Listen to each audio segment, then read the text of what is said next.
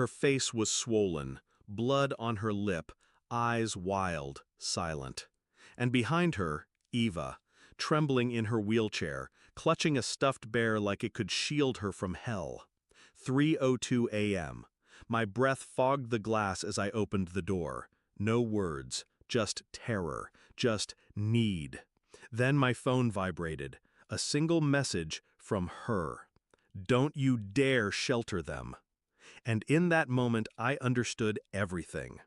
My sister, Mara, married Jackson when we were in our 20s. He was charming, the kind of man that knew how to tilt his head just right when he listened, how to touch a shoulder like reassurance was currency. At first, I was relieved. Mara had always needed protecting. She was fragile, sweet, too trusting. And Jackson? He seemed like the shield she'd always been missing. But now, standing in front of me, her arms wrapped around her daughter like armor, I saw it. The years, the bruises, the silence, the weight of fear she'd carried for so long. And suddenly, our mother's silence over the years, her strange detachment, her dismissiveness, clicked into something uglier. This wasn't just Mara's shame, this was our family's secret. I kept them hidden, tucked them in the guest room, drew the curtains, moved like a ghost for days. Eva didn't speak, not until day 3 when she whispered, "He locks her in the basement when she talks too much." I gripped the edge of the sink until my knuckles cracked white.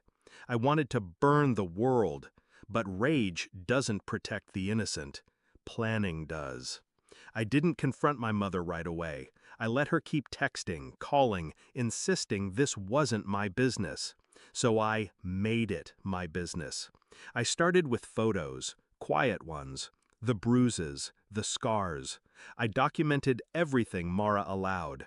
I contacted a friend, one of those women who worked in the shadows, domestic abuse lawyer, silent warrior. We filed, secretly, quietly, relentlessly. Restraining order, emergency custody. But legal papers weren't enough, not with a man like Jackson. I visited their house, told him I was just checking on things for Mara. He opened the door with that smug smile. "How's my little runaway doing?" I smiled back. "Healing." He laughed, called her dramatic, said she'd always had episodes. I saw the twitch in his jaw when I told him I had full access to the house now, by court order. That night, I broke the deadbolt and went down into the basement. Found a latch hidden behind a false wall, and there it was, the room. No windows, soundproofing, a single chair in the center, and a baby monitor, like it had once belonged to Eva. I took photos, every inch, every grotesque inch. Then I drove to my mother's house, put the printed photos on her kitchen table. "You knew," I said, "and you let it happen." She didn't deny it. She didn't even look shocked. "He provides," she said. "He's a man of position." My voice didn't rise. I didn't need it to. "You're going to testify." She laughed in my face. "I'll do no such thing."